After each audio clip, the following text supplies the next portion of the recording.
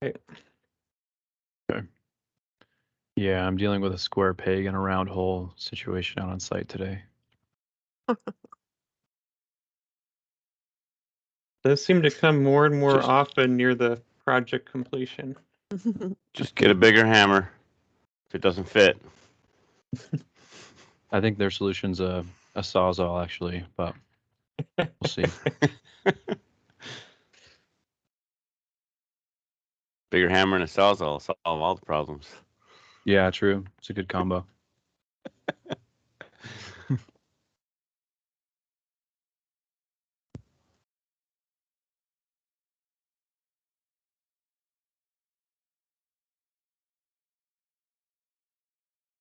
Okay, I'm looking for my outline here. Sorry, people. Are we waiting for more people anyway? No? Got There's about only... 11 so far. Oh, is that right? Okay. That's not bad. Better than last time. Better than last time.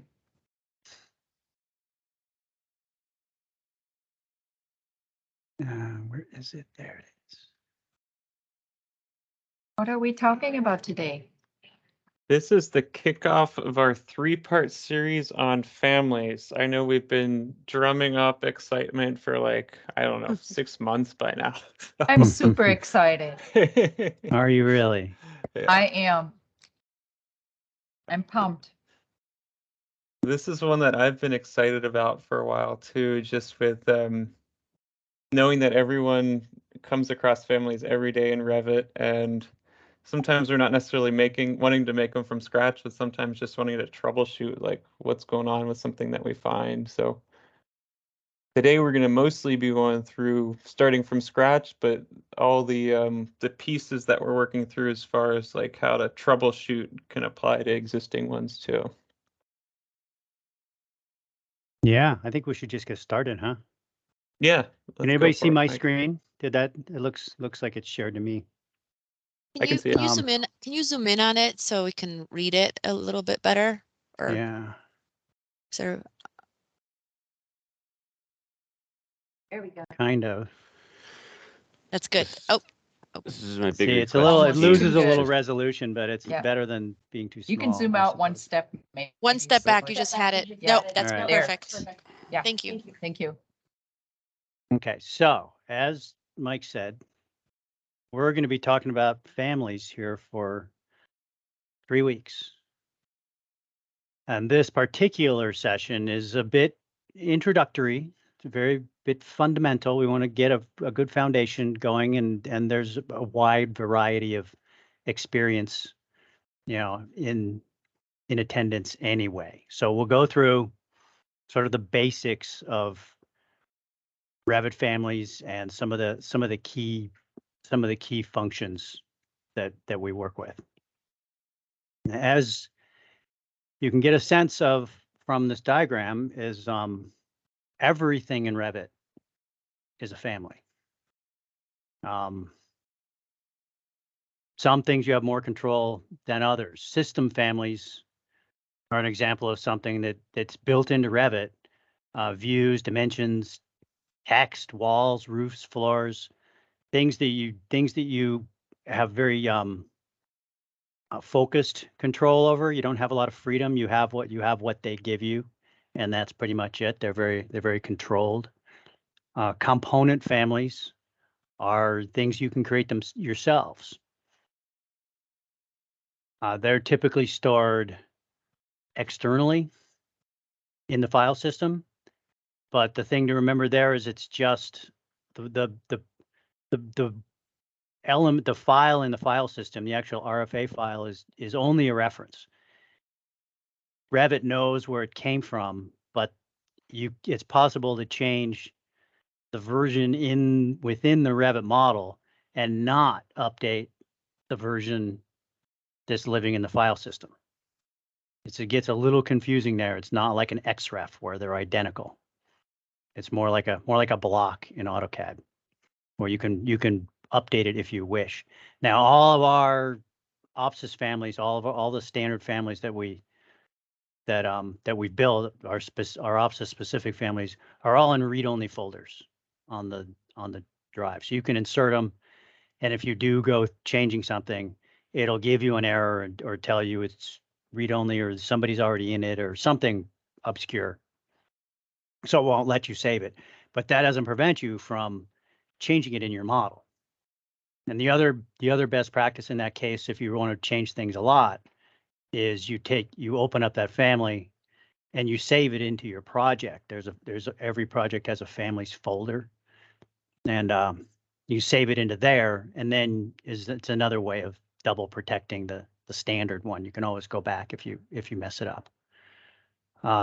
Furniture is a good example. Equipment, fixtures, things like that are examples of these sorts of families, and that's mostly what we'll be focusing on.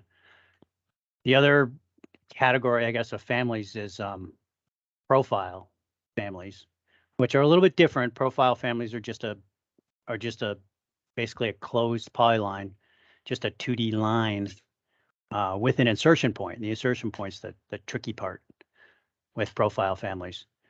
Those are used for sweeps, slab edges, mullions. All of those are basically profile families. The fourth category, in-place families, are forbidden in most cases.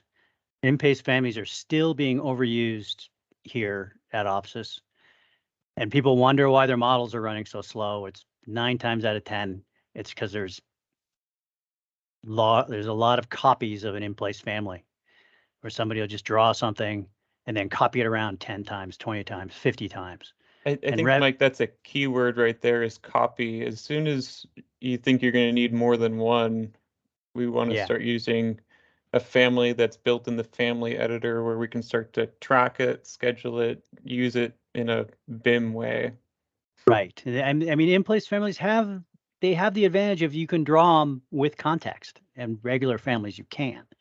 But it's a extreme calculation overhead for Revit to manage, and really should be weighed carefully when to use these things and when not to use them. And there are exceptions to any rule, right? But there's not many. So just to make sure I'm following correctly, when we want to have multiple chairs, for example,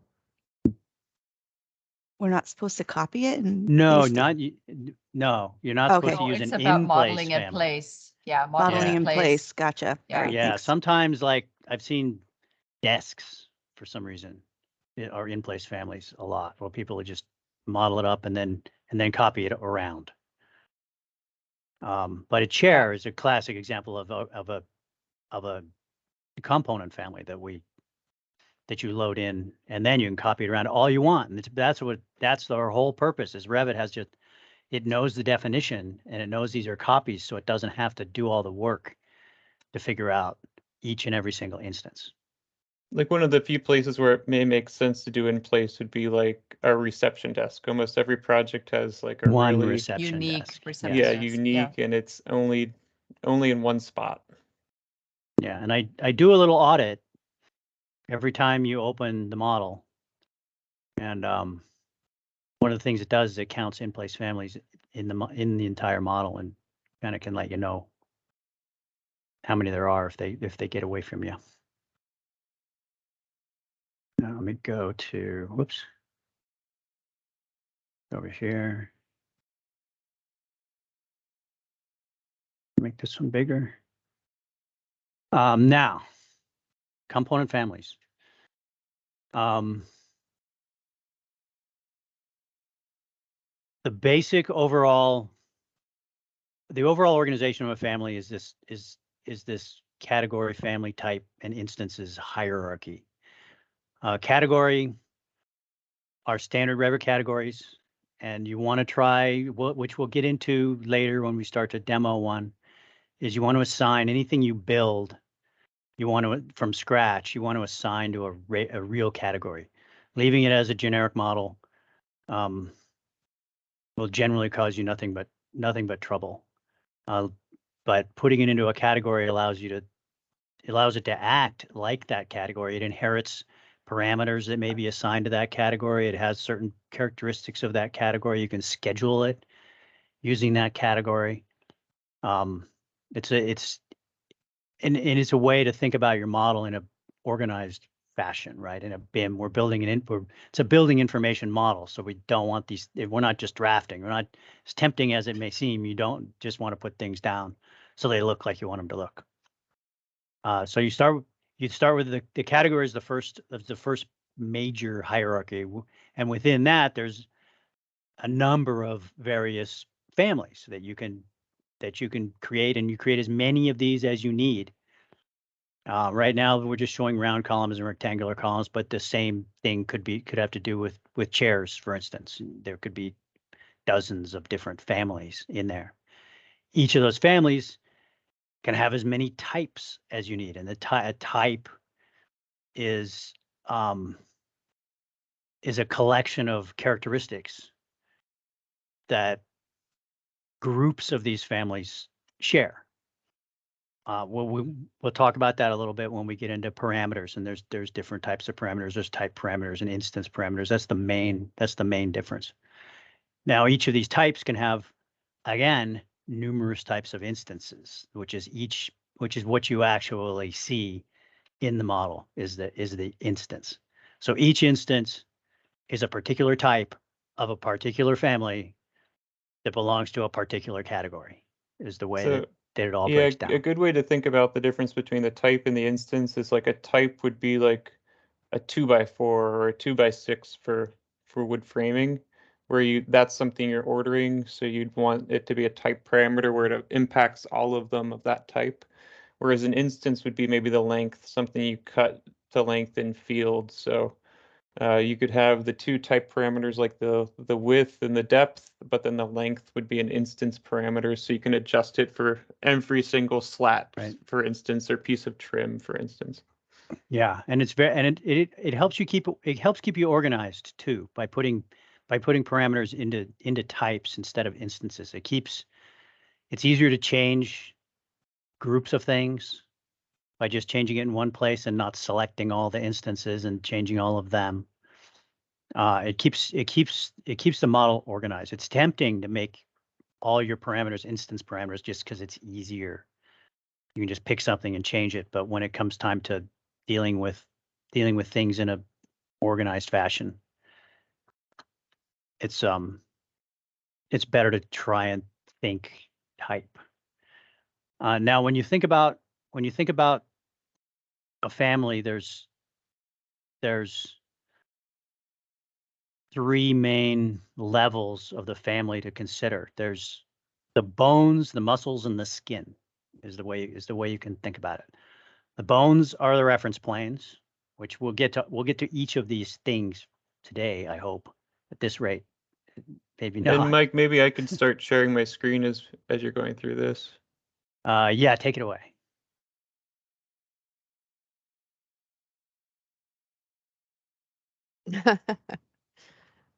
So we have the handout here that Mike's referencing as far as the sort of the bodily pieces that we're referencing. And we'll start to take you through an example, both a detail component, so just something in 2D, like as basic as we get, like anything we do with it, like so many things they form from a box. So we'll look at forming like a detail component, like a panel or something like that, a section of a panel. And then we'll move into a 3D element that we can place in the model. And again, we're going to start with a rectangle, like a piece of trim or a slat or a shelf. Like the same sort of rectangular thing can be used for a large number of things, and kind of show the different parameters and how those impact it. Yeah, we're gonna try and stay as this is supposed to be a rudimentary, fundamental, foundational class. So we're gonna try not to get too in depth this particular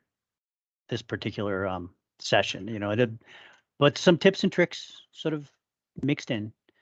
And I got to just say, a little preview too for the next course. We're going to be looking at how it gets more complex, like when we start using an array or a nest in a family, when you come across those, and potentially even deeper into like curtain wall families and things like that in our last segment of the course. But today Yeah, we're and starting with an individual elements.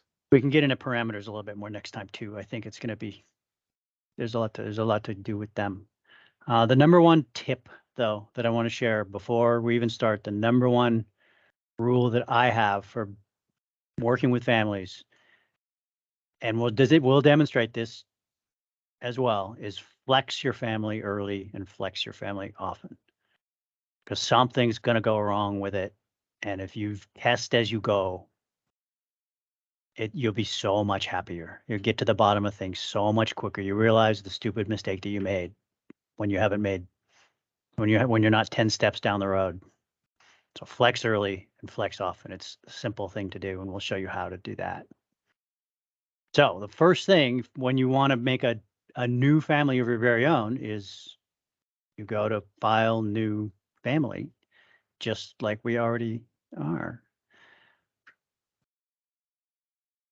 And from there, you're presented with this choice of, it should just go right here. You don't have to know where. It should. Sometimes if you're in a new version of Revit, it may not, but just remember resource. It'll always take you to family templates, but sometimes it doesn't drill down into the Imperial ones. Now there's so many choices here. It's tempting to choose one of them. Generally, you don't want to do that. You just want to choose generic model and then assign a category later. By picking one of those templates, there's a lot of there's a lot of pretty restrictive settings that are included when you pick one of these templates. One of which is the category, which is great, but you can always add that later. Other times things can be hosted.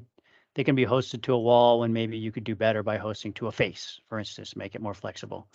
There's just, in my experience, even with something like furniture, there's just, it brings along too many restrictions. Best thing to do is start with a generic model and then change it later. I would say some of them have parameters built into them that you do want, like maybe a light, right? That'll have a lighting component to it. So if you're gonna it'll have the model, light, the actual little you have light a source. Yeah, right. Or if you That's know true. you're doing a detail component, you need to start with a detail component template, because you're not going to go from a 3-dimensional element and somehow get a detail component. You got to start that is the exception. from there. Yeah. So they do have a couple options, like a line base versus just a standard detail item. We'll start with the detail item as we're going in. And you typically are presented with reference planes as you enter in. They're labeled, right now they're center and center. And as you can see over here, this is what defines the origin. So just like in the project file itself, like we kind of set our grid lines to start an origin of a project, a family is like a little microcosm of that, where this intersection will tell you where the project will relate to the family. So when you bring a new family in, that's the point that's going to come in. So like if you're building, we'll start adding reference planes. As Mike started mentioning, these are what we call basically the bones of the family. Bones.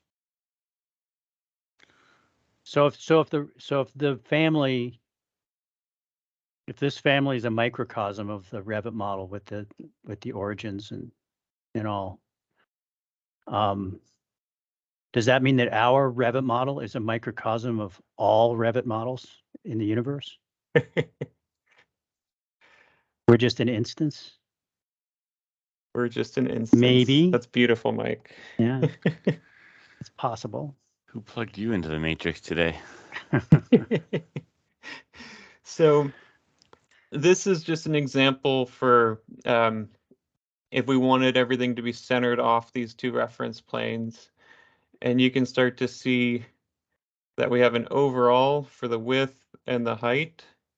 And then this keeps them equal distance from our center lines.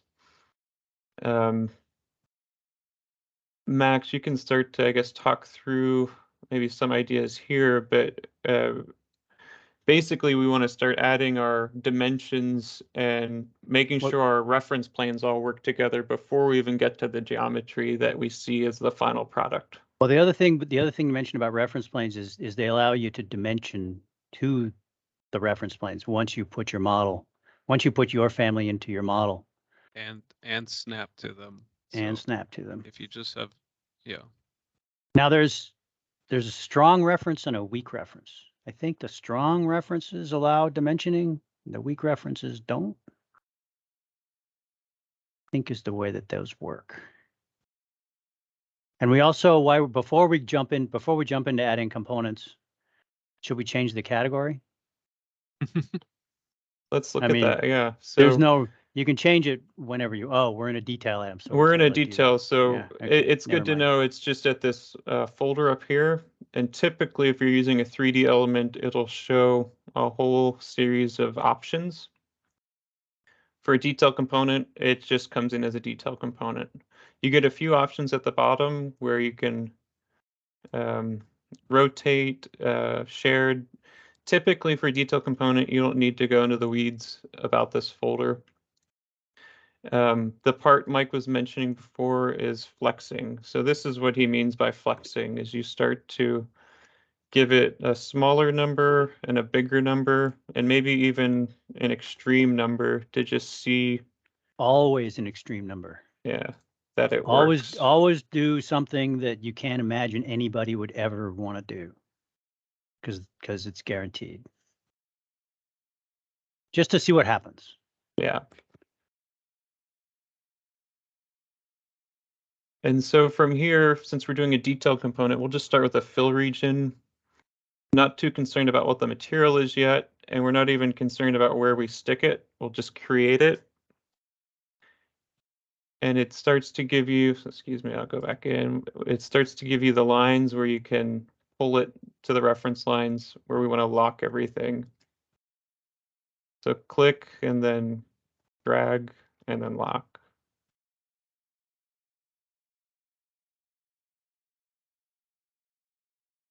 So now you're connecting the muscles to the bones is what you're doing. And so we're wanting to then just flex again to make sure everything is moving as we expect, that it all comes together. And here we can then just for this particular one, change it to, let's say we want, everyone always wants nice wood of some sort. Isn't it wood nice? Wood nice. Wood nice 3 copy is the one I like. And so you'll use the custom pattern and browse. For this one, Mike, I think that's in patterns, pat. So under rack, opsis, pat. And then the one trick in here that you want to just make sure is that you're in the right type. So typically if it's a drafting element, it'll be with the word drafting in front. If it's model, like the one I'm creating, it'll say model in front. Some of them don't say either, but I've tested this one before that wood comes in. Oh, no, it doesn't. It should come in as, do we have a model one, Mike? Maybe I do need to do that one as a drafting. I don't know. Okay. Oh, here we go. Wood 2 model. Perfect. Okay. So you see the pattern. You can just name it wood. Yeah, I'll just call it wood finish.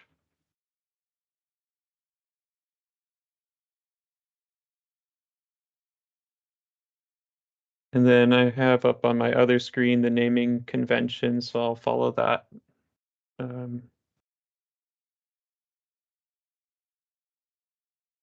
So since it's a model one, it starts with an M and then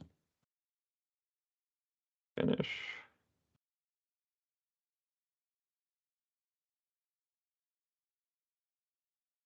The other thing to note is the boundaries. Let's see. The boundaries, I haven't added any like wider line work or anything like that right now, but we can look at that in a minute. So I'll just load it into the project and we can just see how that aligns to different locations. So if we annotate component, it'll come in as the new family. Right now it's just named family 4, but you'd want to give it a name before you load it in.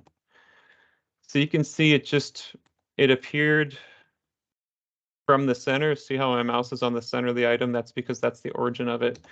That's probably not what you want. You don't want it to be centered like that. And you probably want to have the ability to flex it, similar to how these, you can make it a different length. So what we'll do is we'll go back in and edit it. We can make these so that they're no longer the origin. And we can make these two the origin. The other thing you probably noticed is it didn't have the little blue dot or blue triangle to allow you to stretch it. So that's probably another thing we want to change. So maybe the height we want to keep as a type. That's the thickness of the panel. Where maybe the length or the width of it, we can rename this one to length. I'll just and make that an instance and see how that works when we get into the model. So we'll just reload this one in, overwrite, and you saw how they both moved, and that's because that's the new origin. And now we can see how we can stretch them. Now to change the thickness, we just go here and make it say 0.5, like a 0.5 panel. And as a type parameter, they both changed.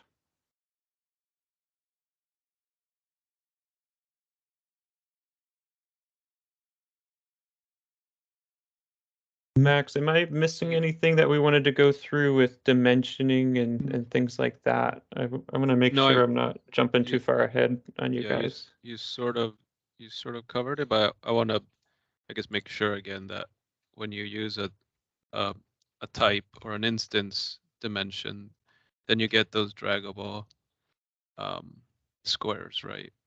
And when you're using a type parameter, then it's something that you'll adjust in the parameters of the family. Mm-hmm. So it's more loose, I guess, in a sense, if you use one or the other. So do you want to add another type in there to duplicate Sure. that type and make another one with a different thickness to it? The other thing I wanted to point out before we do that is see how when you hover, you get that little blue line that appears? That's because we do have that reference line in the middle. If we didn't have that, we wouldn't get any ability to dimension to the center line. So it's one of those weird little invisible things in Revit that this is what it refers back to. So go ahead, Mike. What was that again that you wanted to show?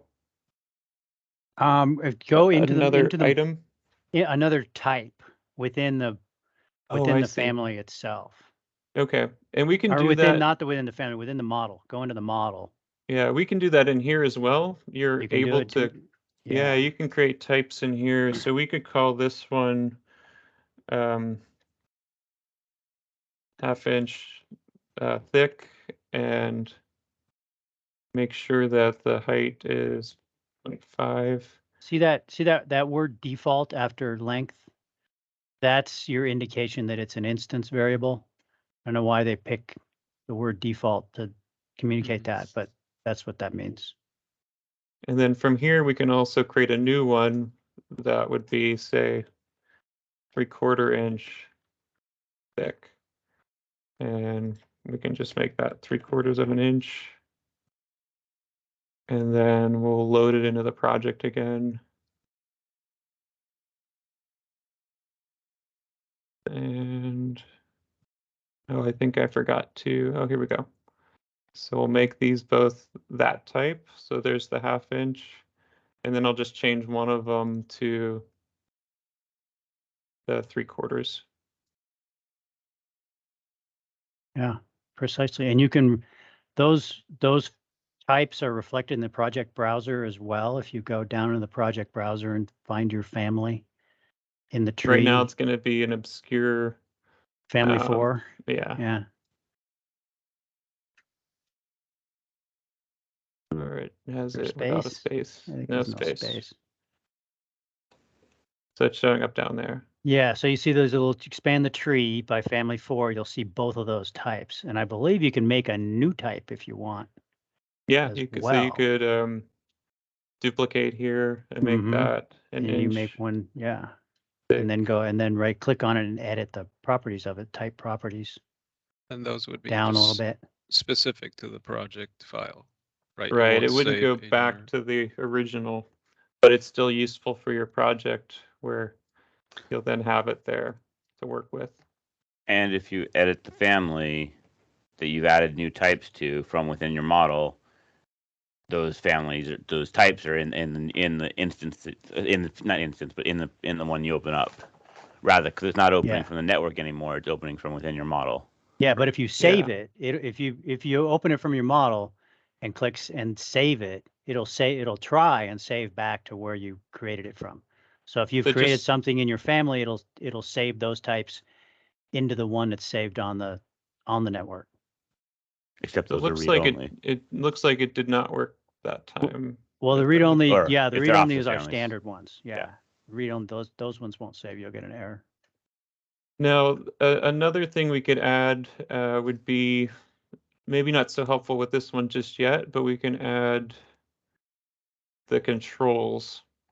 So if you find that you enter a family in, but it's coming in the wrong way, you could add this little flip. And it gives you that ability to now flip it back and forth. So it's flipping it over its origin line here.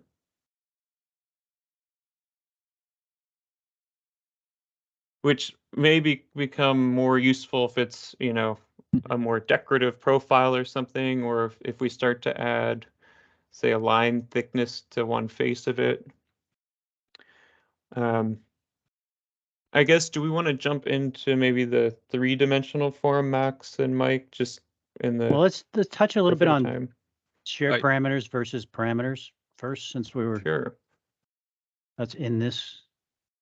Or do we want to do it in the other one? No, this is fine. This is fine. Okay. Because mostly if you want to add a new parameter, if you click on this, if you click on the new parameter button, you'll see there's 2 different types. There's a family parameter and there's a shared parameter. And if you do this in your model, like not in a family, it's very similar. I think it says project parameter and shared parameter. But the key is that the words in the parentheses below, a family parameter cannot appear in schedules or tags because it has to be in both places. You have to create it in the family, and it has to exist in the model as well. Shared parameters will do that. So a good example that would be like the height and the length that we've created. So often that's something we want to schedule. And so you could go then into the shared parameters. It'll ask you to choose where that's located. Mike, do you remember where that lives? It's in rackopsis. There's only one. Rackopsis, and then it's called OP shared params.txt. Scroll down. This one here? Yeah. Okay. Only one except for the copies. Please, nobody edit this file. When you go into this dialog box, you can make new parameters. There's lots of groups. There's lots of parameters. It's grown and grown and grown over the years. It's a complete mess. And the last thing we need is for people to be making parameters and making more duplicates than there already are in here. So please, if you need a shared parameter, let me do it. Come to me. There's no problem. I can do it. It's super easy, but there's just tons of choices, and it's easier for me to know whether it exists already or not. Let's pick one. I'm kind of curious about this. We could just Pick start any with old like, parameter. It doesn't matter. yeah. And add it. Yeah.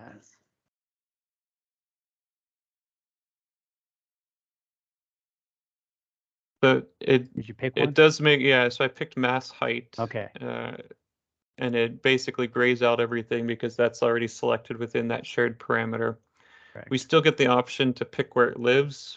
Dimension seems appropriate for this right now. And then we can just say, since we've been doing height so far with the type, we'll keep it like that for now. And if we wanted to start using mass height, we could just replace the height that we're already using. And maybe thickness would be a better word for this one for this particular application, but Yeah. just I don't make think it. if it's a shared parameter, you can't really change it. Yeah. And so we'll just load it into the project and overwrite the existing. And then we'll start to see that the parameter is shown now as mass height. So that would be something we could now schedule as that parameter, whereas before that was not accessible to Revit. Yeah, and it's cool because it added that parameter. That shared parameter now exists in the model. So you can add it in one spot. Just add it in the family, and it'll insert it into the model. It'll add it in the model for you, rather than having to add it in both places, which I did for years before I figured that out. And then I guess one last piece before we leave this particular family is looking at, say, thickened lines. If we want to not have to go and trace it in our model when we bring it in to make it look pretty. We'll stretch it again. We'll just create these lines to go around it. You have the subcategory heavy line. I'm just doing the same thing that I did before where I kind of build it out in space and then align it and lock it. And then the other way to do this, to add things like this that works identical, but it's just a different workflow, is to use the pick tool that Revit gives you. And then you could, so that if you look in the draw, click the line button again for the. Oh, and just pick the edges. Yeah. Then you pick the reference planes, and you can lock them to the reference planes. We'll just see. Just flex it real quick before we do that, Mike. Nah, we don't have to do that. So you were saying create the line and then use the pick tool. And then there's a little checkbox in the taskbar, in the command bar there. It's at the lock checkbox up right there, and it'll lock to the reference plane. Okay. Then you just fillet it or stretch it back. Mm-hmm. So from there, we'll just do one more flex for each, just to make sure it doesn't explode.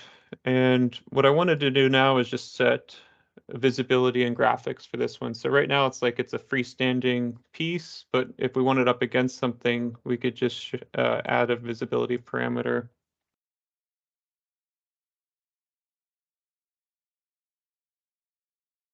Okay, and for this, I think we could just try an instance and load into project. So now we can click and turn off that back line. So if we wanted to have it up against, let's just flip this one over. If we want it up against this one, they could both have that back line off. And it looks like a nice thin line in between and a thick line around the perimeter.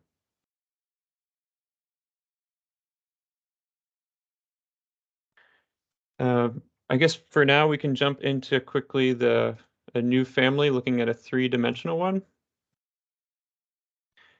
And here we're going to start just with the generic model. For the particular one we're going to look at face-based. And that allows you to put it on any surface, like if you want it on a wall, floor, ceiling. Yeah, I would always recommend face-based over something specific. It works. It's just much more flexible. rather And than we'll picking just- wall-based, because you just never know. Start with the same things that we did last time.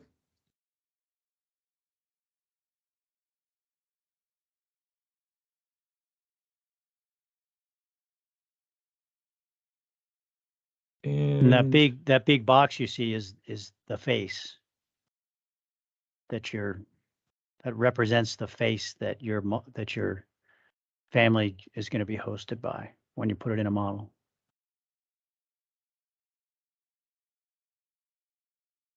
we'll make this one the length. Stretch it real quick.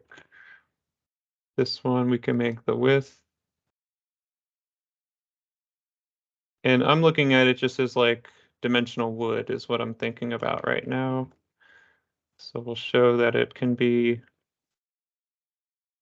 basically like that. And from there, now that's a 3D element, we've got to look at the thickness as well. I like to hide the reference plane and floor in this view just to make it easy to click on the right thing.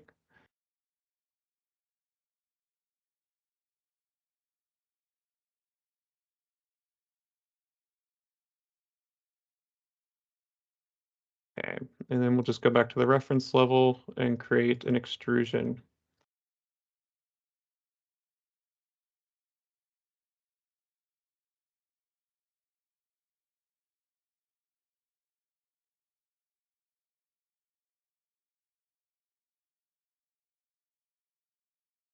And so we can give it a quick flex.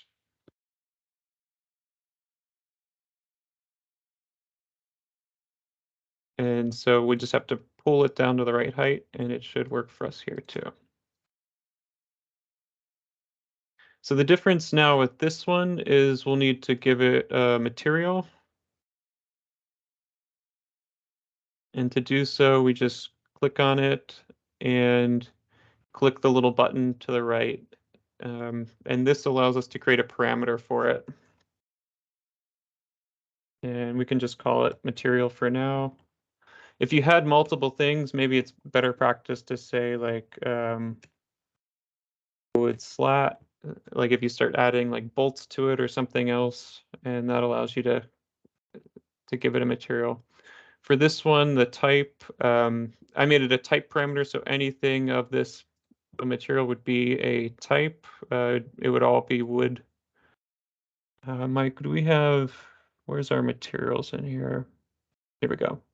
Materials library, I'll just bring in wood. So this allows me to just pick from our materials, bring it in. Now it's in my project. And we'll just use the graphic appearance so we can see the right color in the model.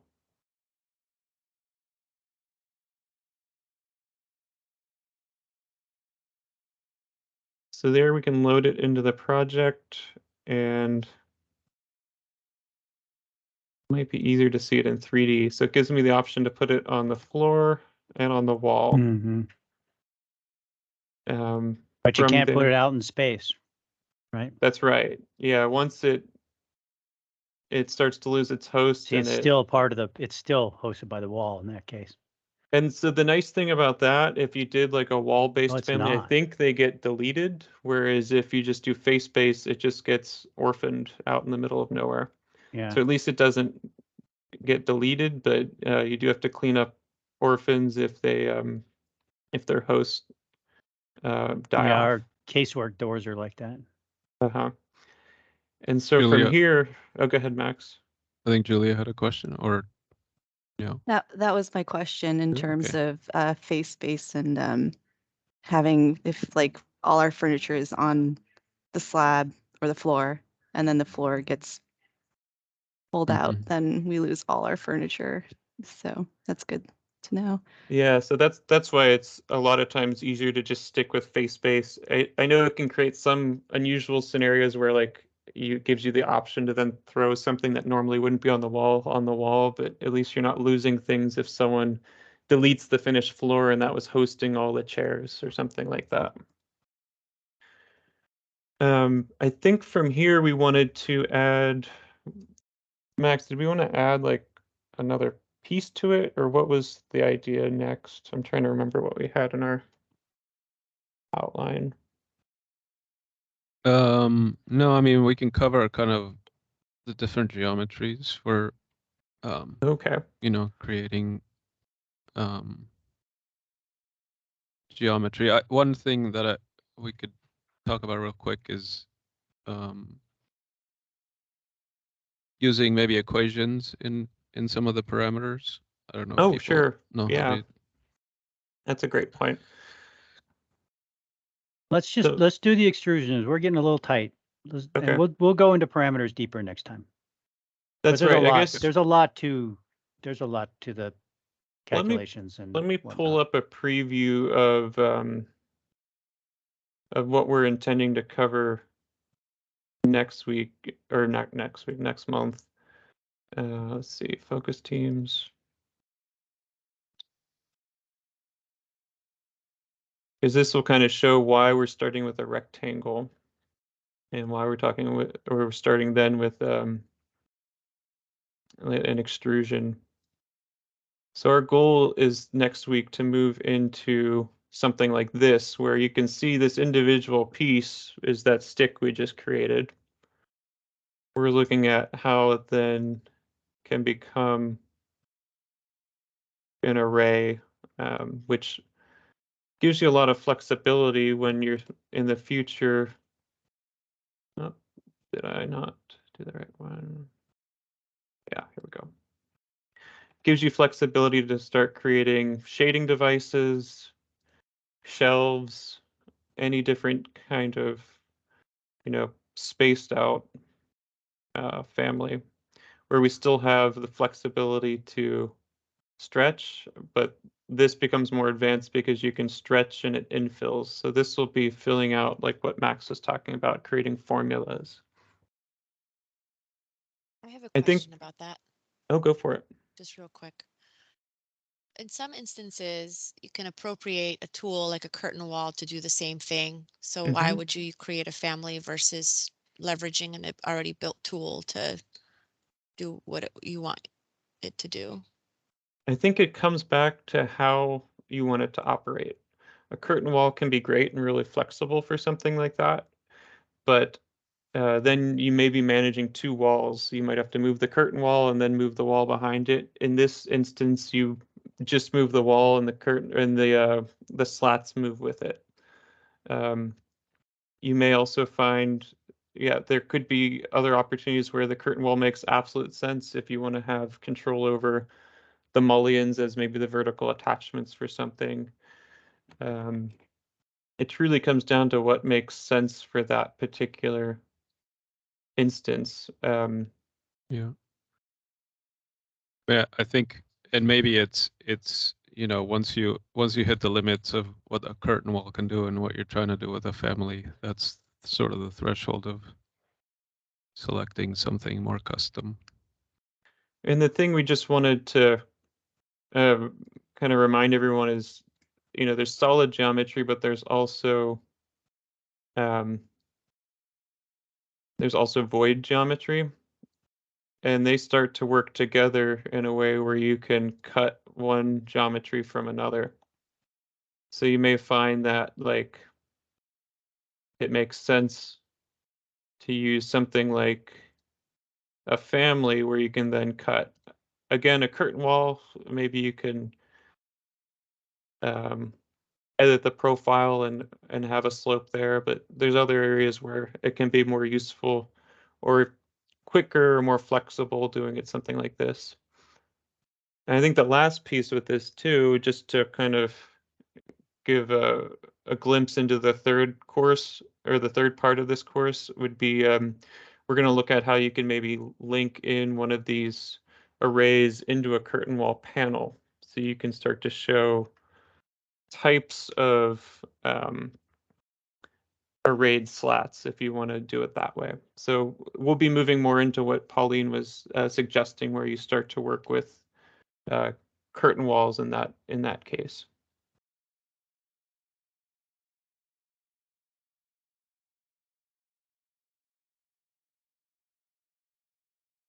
Mike, was there something you were looking to add after that? I know we wanted to talk just briefly that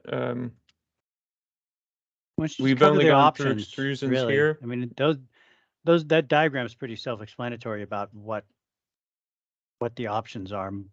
Most of the time, you're just using a regular extrusion and combining a number of extrusions. That was one of my enlightenments about families long ago, is that they're really modeled families, not as much as detail items. Is that they're just a bunch of extrusions. They're all extrusions. And I guess we could also open it up to the group. Have you tried making families before, and do you run into certain issues again and again, or opening old families and seeing issues with how to edit it, or like why is something working one way versus another? Like hopefully the type versus instance and the origin were pieces that help make some of those invisible issues a little bit more visible.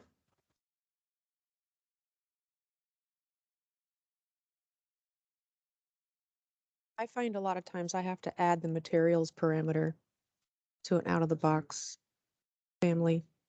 So I've gotten pretty used to doing that. It's a good one to know. Mm-hmm. And there's time where they may only have the material for one piece of it, but you want to control maybe the fabric in the chair, not just the leg material. And so you start to have multiple materials in one family. Here, I think one thing that's learning to manage line work, how the name of the line in your family impacts how it's visible.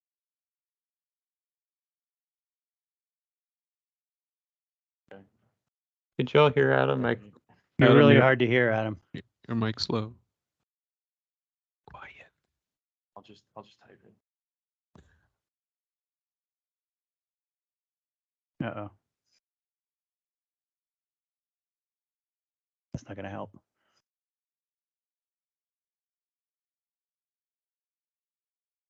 You may have covered this already, so I apologize if my brain's a little spotty today. But so if we have, let's say, we'll go back to the chair, and then the line work comes in, but then you can only select the detail line in the family to be furniture, right? Like there's certain line types that you're using in the family to show the graphic representation in the project. You have to change that line type in terms of you know, the scale of that line, or does that make sense? You just Yeah. shared that a little bit, and I kind of wanted to. So a lot of See. times it comes in with just these truly generic line types, unfortunately. And it doesn't even tell you like what is a heavy line? Is it is it a 5 or a 4 or what? And so you can look into the object styles. And so like heavy line here is a 5. What you can start to do is you can start to create new subcategories if you want,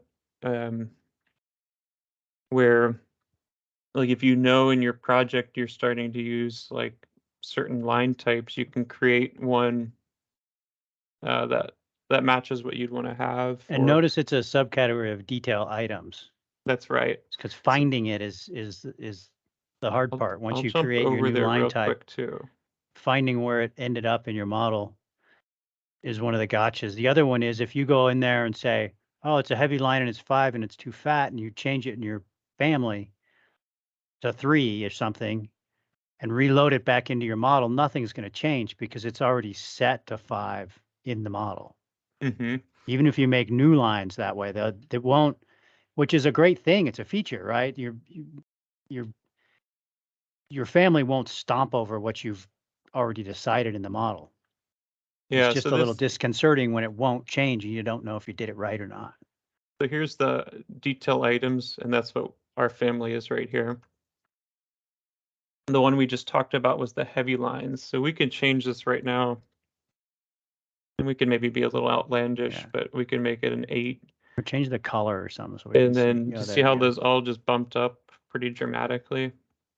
And we can do the same thing again, and we can make it, I guess, like what Mike was saying, we could make the heavy line now magenta. And I guess one point is if there's any other families that have that same line type in the model, they're all going to change too, right? Yeah, and So- that's one of the beauties of Revit, starting with sort of those generic ones. It's sort of like how you can do material by category, so everything of that category has that same material. It allows the line types to start to create a standard across the drawings, where you then know all the heavy lines have a similar width to it. Or the other pretty generic one would be, I think they have like, it just says detail line under detail items. And I probably won't be able to find it, but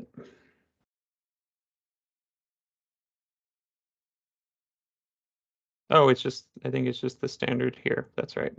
So here we could change this to 6 just temporarily.